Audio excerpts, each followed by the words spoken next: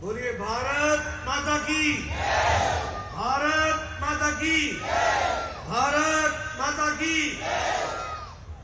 आज के इस चुनावी सभा में मेरे साथ मंच पर विराजमान, जिनके लिए मैं चुनाव में प्रचार के लिए आया हूं, हमारे श्री के रतन रेड्डी जी, हमारे जालंधर रेड्डी जी, हमारे बंटू रमेश जी, श्री के प्रशांत रेड्डी जी, और मेरे साथ यहां मंच पर उपस्थित हमारी राष्ट्रीय उपाध्यक्ष बहन डी के अरुणा जी, हमारे ओबीसी मोर्चा के राष्ट्रीय अध्यक्ष और राज्यसभा में मेरे साथी श्री के लक्ष्मण जी, लोकसभा में मेरे साथी रहे और मेरे वरिष्ठ सहयोगी श्री जितेंद्र रेड्डी जी, हमारे पवन कुमार रेड्डी जी, जंगिया यादव जी, और यहाँ मंच पर उपस्थित हमारे श्रीनिवास जी, जिला के अध्यक्ष और सम्मानित मंच, और इतनी बड़ी संख्या में एकत्र आए देवी और सज्जनों, मीडिया के मेरे साथी, प्रिंट मीडिया और इलेक्ट्रॉनिक मीडिया के मेरे साथी। सबसे पहले तो मैं जब यहाँ पर नारायणपेट में आया हूं तो मैं मठ मणिकेश्वरी मठ को, देवी को नमन करते हुए, नमस्कार करते हुए अपनी बात को प्रारंभ करता हूं। मित्रों, आज इस चुनाव में जब मैं रतन रेड्डी जी का नाम ले रहा था तो मैं जो आपकी तालियों की आवाज सुनाई दी, वो तालियों की आवाज मुझे बताती है कि आपने रतन रेड्डी जी को यहां से चुनाव जिताकर भेजने का मन बना लिया। मित्रों, ये चुनाव चाहे जालंधर रेड्डी जी हो, बंटू रमेश जी हो, प्रशांत रेड्डी जी हो या रतन रेड्डी जी हो, इनको सिर्फ विधानसभा में भेजने का उद्देश्य नहीं है, सिर्फ इनको विधानसभा पहुंचाने का उद्देश्य नहीं है। हमारा उद्देश्य है कि तेलंगाना की तकदीर और तस्वीर बदलनी चाहिए, उसके लिए आप सब लोगों को काम करना होगा।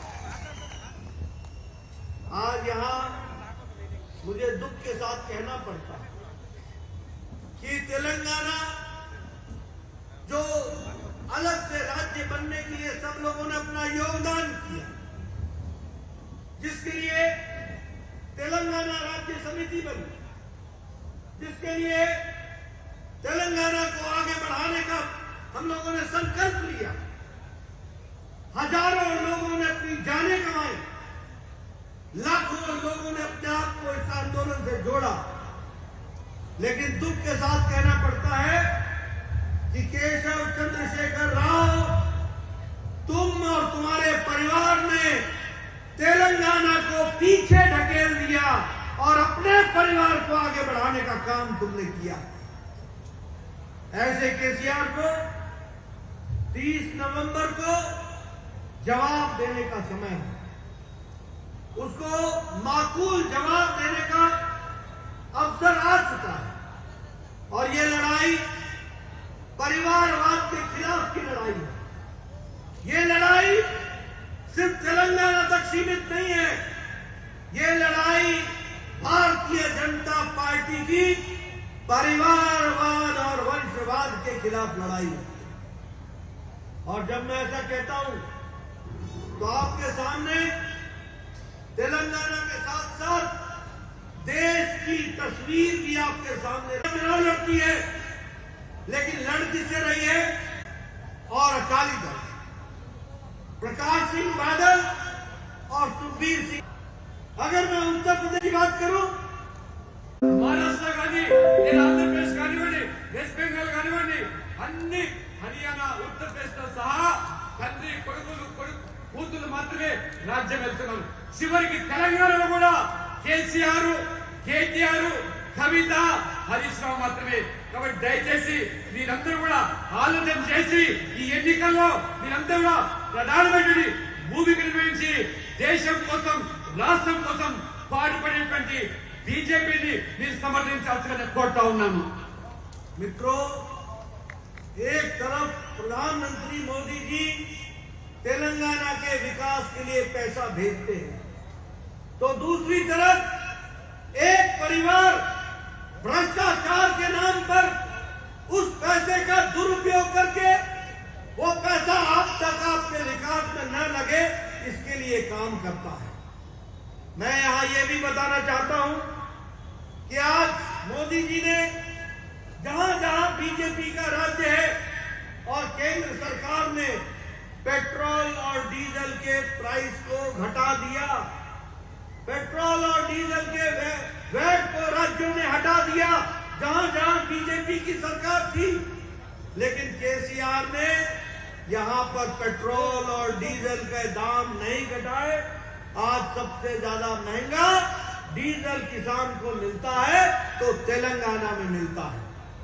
आज महंगाई अगर सबसे ज्यादा है तो तेलंगाना में सबसे ज्यादा महंगाई है। 8.5% की महंगाई इन्फ्लेशन है। एक तरफ मोदी जी लोगों के संतुष्टिकरण के लिए काम करते हैं, तो दूसरी तरफ केसीआर तुष्टीकरण के लिए काम करता है। और जब मैं तुष्टीकरण कहता हूं तो इसको गरीबी, महंगाई, किसानों के विकास, इससे मतलब नहीं है।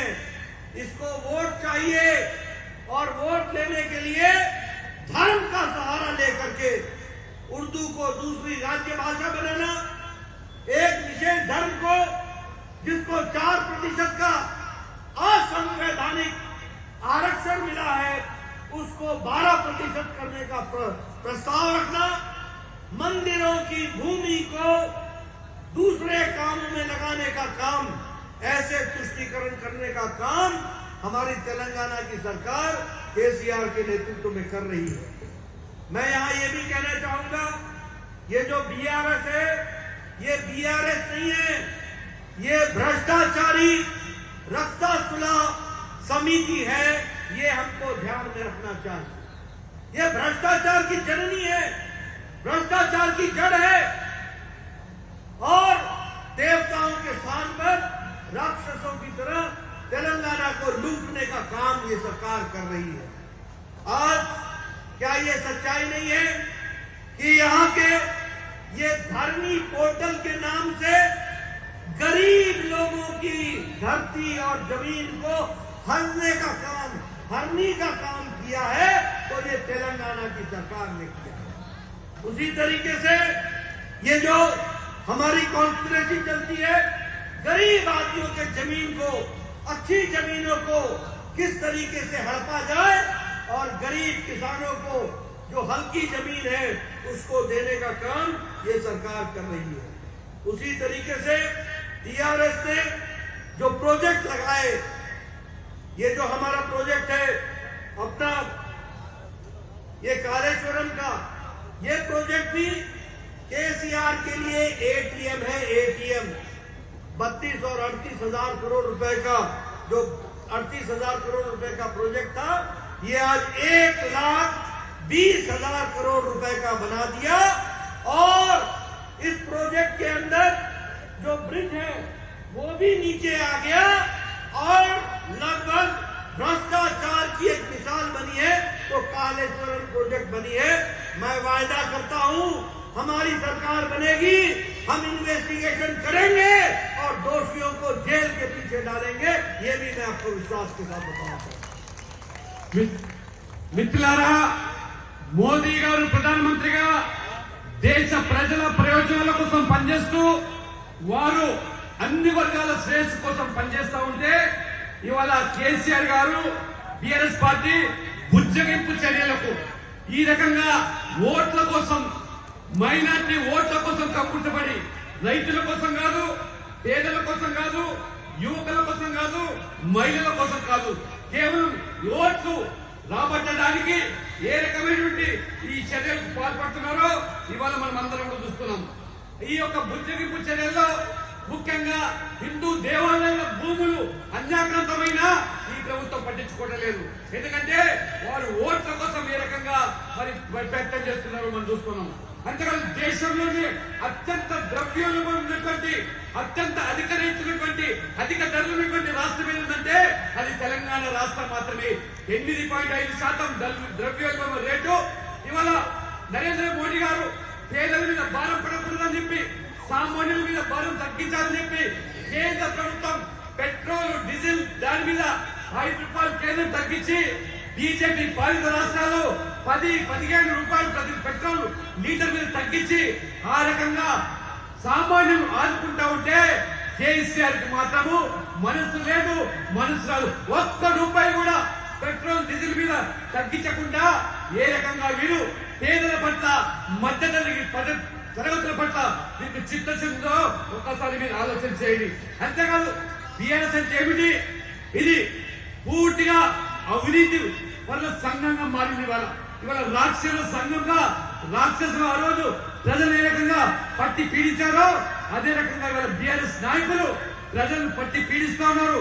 భూములు అన్యాక్రాంతం చేస్తున్నారు, ఎక్కడ పడితే అక్కడ దోచుకుంటున్నారు. కాళేశ్వరం ప్రాజెక్టు పేరు మీద రైతులకు నీరు అందిస్తామని చెప్పి 30,000 కోట్ల ప్రాజెక్టులు 1,20,000 కోట్లు పెంచి ఏ రకంగా ఏటీఎం గా మార్చుకున్నారో, ఎప్పుడు పడితే అప్పుడు డబ్బులు కమిషన్ కొట్టడానికి ఉపాయం చేసుకుంటున్నారో, మొన్న ఆ యొక్క మేడిగడ్డ దగ్గర ఆ బ్రిడ్జ్ కుంగిపోతే ఈ ప్రజాధనం ఏ రకంగా లూటీ అయిందో ఒక్కసారి మీరు అందరూ కూడా ఆలోచన చేయండి. కాబట్టి దయచేసి మీరందరూ కూడా ఈ యొక్క అవినీతి పరమైనటువంటి, కుటుంబపరమైనటువంటి ఈ బీఆర్ఎస్ పార్టీకి బుద్ధి చెప్పాల్సిన అవసరం ఎంతైనా ఉన్నది.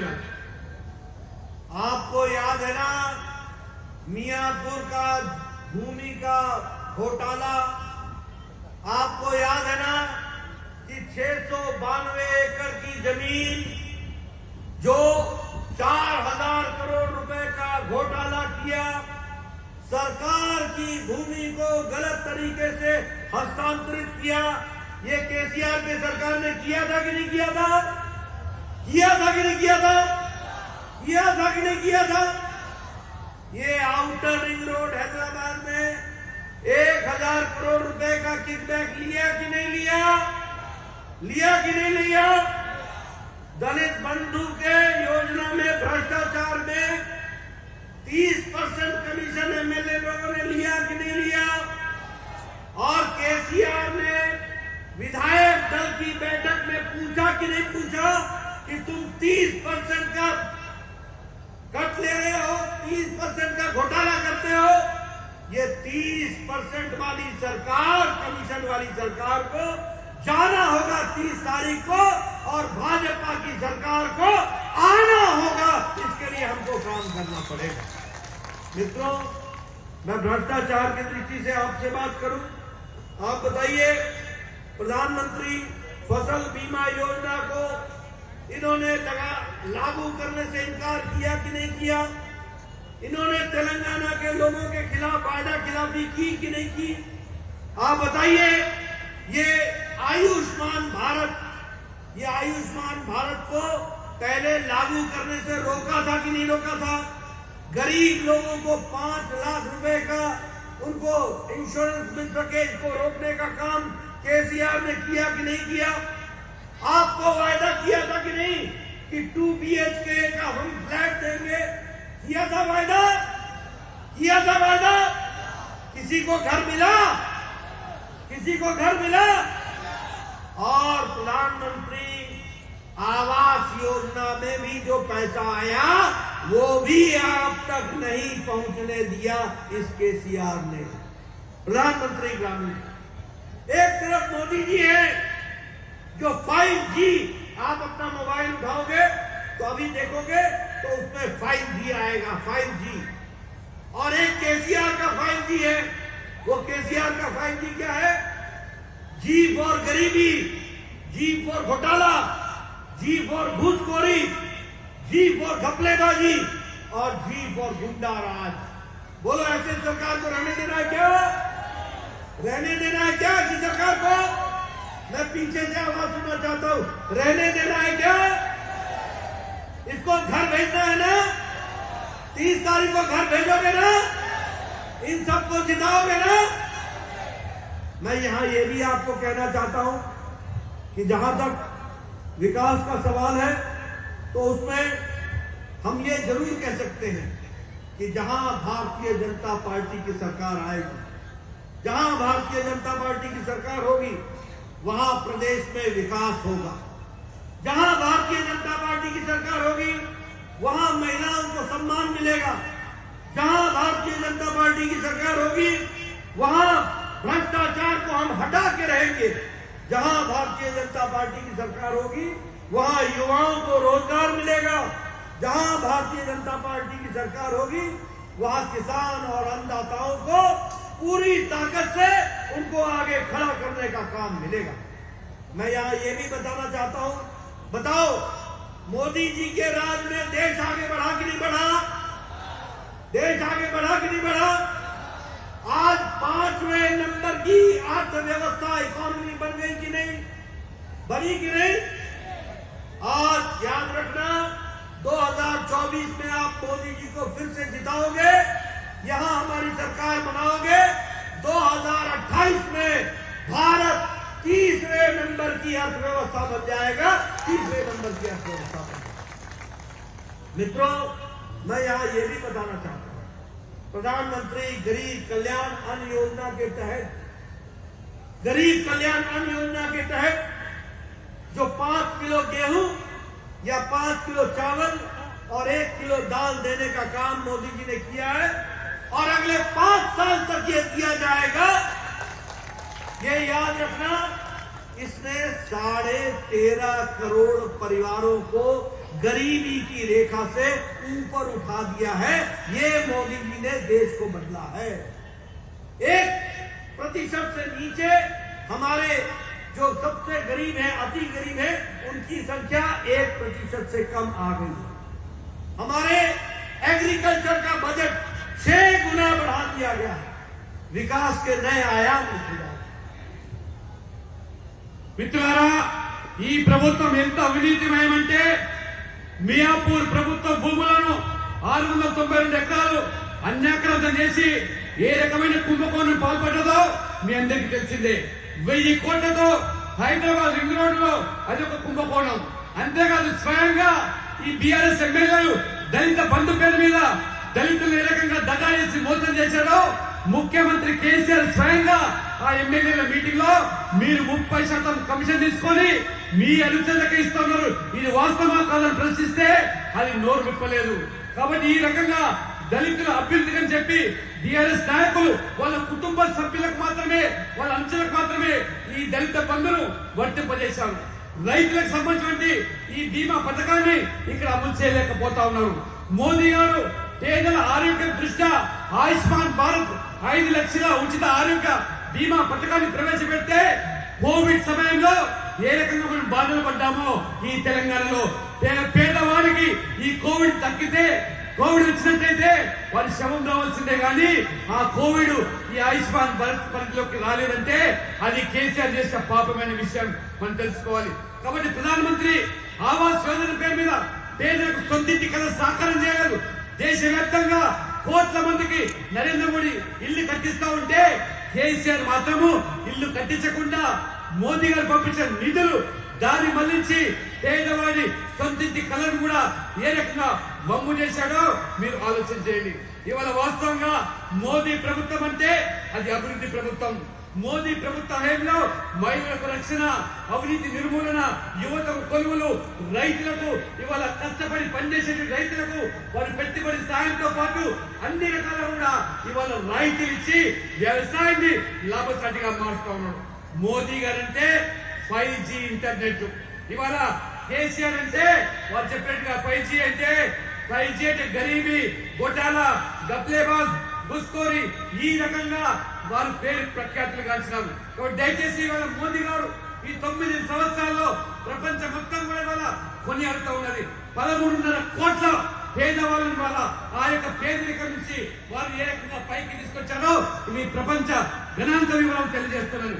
1% మంది ఉన్నటువంటి అతి పేదవాళ్ళ నుంచి కూడా దారిద్ర్య రేఖ నుంచి వారికి వెలుగులోకి తీసుకొచ్చినటువంటి మహానుభావుడు నరేంద్ర మోడీ. కాబట్టి రేపు నవంబర్ 30 జరిగేటువంటి ఎన్నికల్లో ఈ అవినీతి ప్రభుత్వం తొలగిస్తామా లేదా?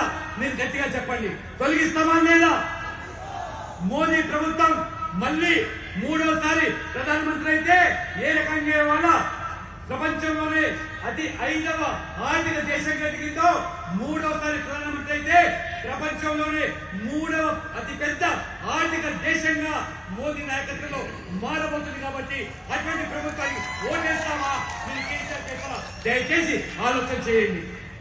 मित्रों, मोदी जी के राज में देश में गांव, गरीब, वंचित, पीड़ित, शोषित, अनुसूचित जाति का भाई, अनुसूचित जनजाति का भाई, युवा, किसान, महिला, इनको ताकत देने का काम किया है तो नरेंद्र मोदी की सरकार ने। मैं ये भी बताना चाहता हूं, प्रधानमंत्री गरीब कल्याण अन्न योजना, प्रधानमंत्री आवास योजना, प्रधानमंत्री आयुष्मान भारत, प्रधानमंत्री स्वच्छता अभियान, प्रधानमंत्री उज्ज्वला योजना, प्रधानमंत्री उजाला योजना, प्रधानमंत्री फसल बीमा योजना, ये सारी योजनाएं जहां महिलाओं को ताकत देती है वहीं गरीब को, गांव को ताकत देने का काम करती है।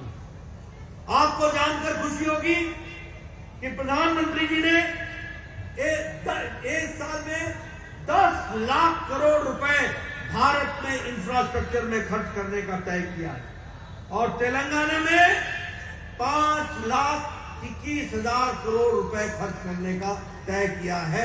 ये भी आपको याद रखना है। उसी तरीके से आपने देखा होगा कि पिछले 9 सालों में 2,500 किलोमीटर की सड़क बनी है और 1 लाख करोड़ रुपए उस पर खर्च हुआ है। अभी अभी प्रधानमंत्री जी ने ये जो रामागुंडम में फर्टिलाइजर फैक्ट्री है, केमिकल फैक्ट्री, इसको फिर से शुरू किया है और इसमें 6,338 करोड़ रुपए खर्च करके इसको आगे बढ़ाने का काम किया है। मित्रों, हमारा रिपोर्ट कार्ड है, हम जो कहते हैं वो करते हैं। ये मोदी की गारंटी है, मोदी की गारंटी। जो कहा है वो करके दिया है, जो नहीं कहा है वो भी करके दिया है। लेकिन मैं पूछना चाहता हूं, ये नारायणपेट के बगल में ही कर्नाटक लगता है। मैं अपने कांग्रेसी भाइयों से पूछना चाहता हूं, कर्नाटक के भाइयों से पूछना चाहता हूं और तमिलनाडु के भाइयों को याद दिलाना चाहता हूं, वो कांग्रेस की 5 गारंटी मिल गई क्या? कर्नाटक के लोगों को मिल गई क्या? मिल गई क्या? ये जो हाथ है ना, ये पंजा है, पंजा। ये कभी भी जो कहता है वो करता नहीं है, लोगों को धोखा देता है और लोगों को छलावे में रखता है। ये भी हमको याद रखना। बताइए, कर्नाटक में फ्री बिजली बिल बोला था 200 यूनिट फ्री देंगे, मिल गया क्या? मिल गया क्या? और पहले 24 घंटे बिजली आती थी, आजकल 4 घंटे बिजली आती है। क्या यही तुम नारायणपेट में भी चाहते हो? नारायणपेट में ये चाहते हो क्या? चाहते हो क्या? बताया था कि हम महिलाओं को फ्री बस सर्विस देंगे। बस में बैठने का इंतजाम ही नहीं है तो फ्री क्या देंगे? फ्री क्या देंगे जब बस में बैठने का इंतजाम नहीं है? उसी तरीके से कहा था कि हम बेरोजगार खत्म करेंगे। कर्नाटक में बेरोजगारी खत्म हो गई क्या? नौकरी लगी क्या? बेरोजगारी भत्ता मिला क्या? मित्रों, ये हाथी के दांत दिखाने के और हैं और खाने के और हैं। एक बात की कांग्रेस पार्टी में गारंटी है, एक बात की गारंटी है, और वो केसीआर से मिलती जुलती गारंटी है। दोनों की एक बात की गारंटी है, जहां कांग्रेस होगी, जहां केसीआर होगा, वहां भ्रष्टाचार होगा, इसकी गारंटी है। वहां घोटाला होगा, वहां लूट होगी, वहां लोगों के साथ धोखा दिया जाएगा, ये बात की पक्की है। हम यहां ये भी बताना चाहते हैं कि हमने तय किया है कि हमारी बहनों को आप उनको चुनाव जिता करके भेजिए, साल के 4 सिलेंडर मुफ्त भारतीय जनता पार्टी पहुंचाएगी, ये भी हमारा संकल्प है। आपको ये भी हम बताना चाहते हैं कि बैकवर्ड कास्ट का हम चीफ मिनिस्टर बनाएंगे, बीसी का सीएम, लेकिन जैसे जैसे जैसे हमारा पीएम जो सबका साथ, सबका विकास, सबका विश्वास, सबका प्रयास करता है, उस तरीके से हम विकास को आगे बढ़ाएंगे।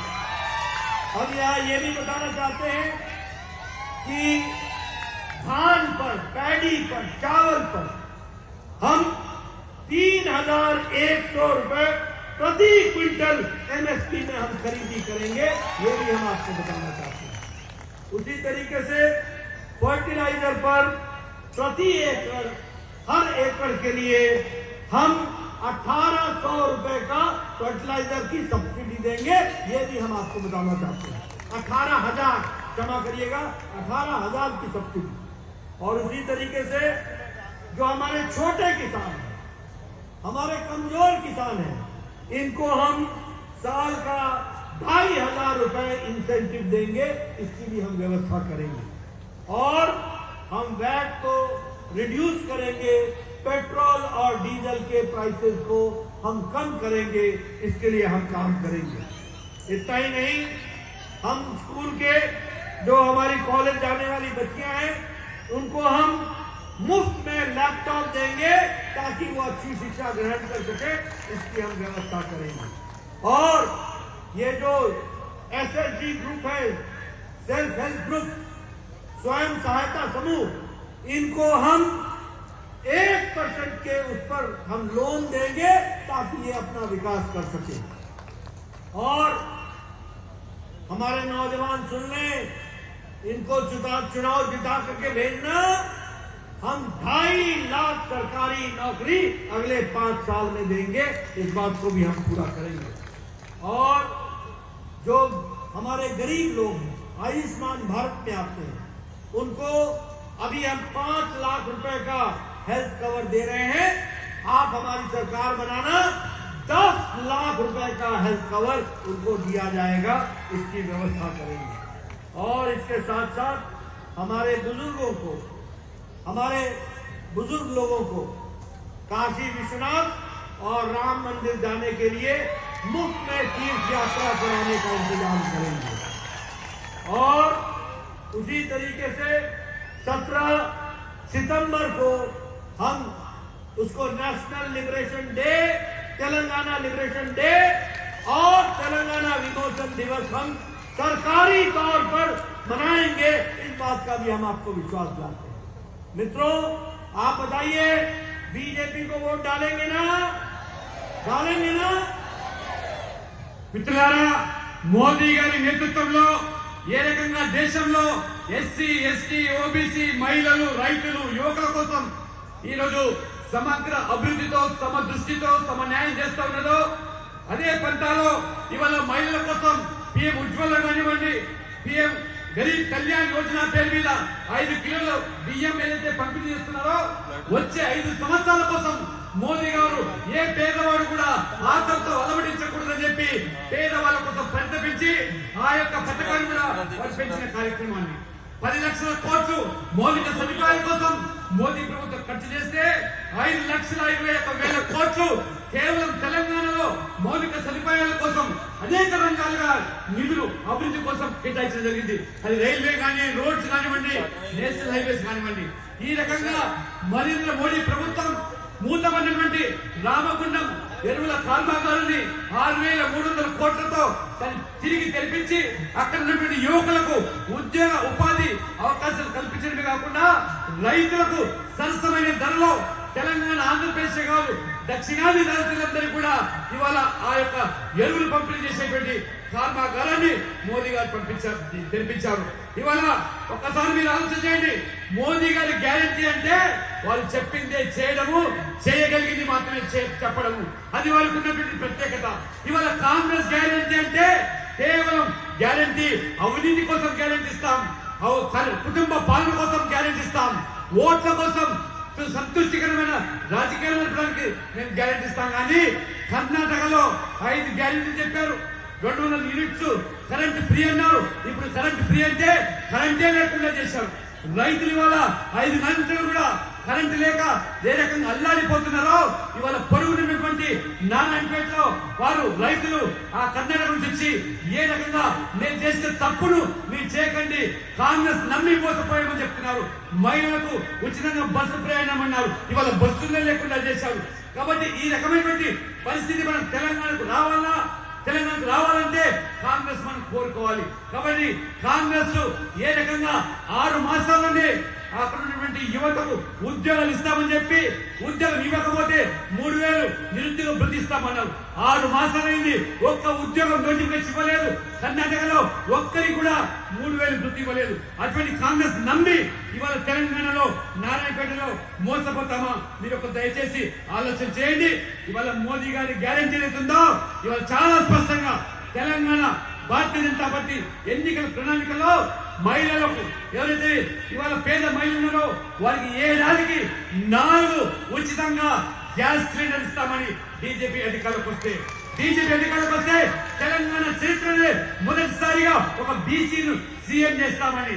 బీసీ సీఎం అంటే ఇవాళ నరేంద్ర మోడీ గారు పీఎం ఎట్లా అయితే అన్ని వర్గాల కోసం పనిచేస్తున్నాడో అదేవిధంగా బీసీ సీఎం కూడా తెలంగాణ రాష్ట్రంలో అన్ని వర్గాల శ్రేష్ఠ కోసం కూడా అగ్రవర్ణాల పేదలకు 10% రిజర్వేషన్ పెట్టి మోదీ గారు ఆ రకంగా భారతీయ జనతా పార్టీ ఇవాళ మొదటిసారిగా బీసీకు సీఎం అవకాశం ఇస్తే అన్ని వర్గాల ప్రయోజనాల కోసం పనిచేస్తామని. రైతులకు ఇవాళ ఏ రకంగా ఇవాళ ప్రతి ఎకరాకు 18,000 రూపాయలు ఇవాళ సబ్సిడీ ఇచ్చి వ్యవసాయాన్ని లాభసాటిగా మార్చడానికి ప్రయత్నం చేస్తున్నామో ఆ రకంగా మరి రైతులు కూడా ఆ రకంగా ఆదుకుంటాం. అంతేకాకుండా ఎవరైతే విద్యార్థులు అమ్మాయిలు చదువుకునే వరకు డిగ్రీ ప్రొఫెషనల్ కోర్సెస్ వెళ్లే వారికి ఉచితంగా వాళ్ళందరికీ కూడా ల్యాప్టాప్స్ ఇవ్వబడుతుంది బీజేపీని గెలిపిస్తే.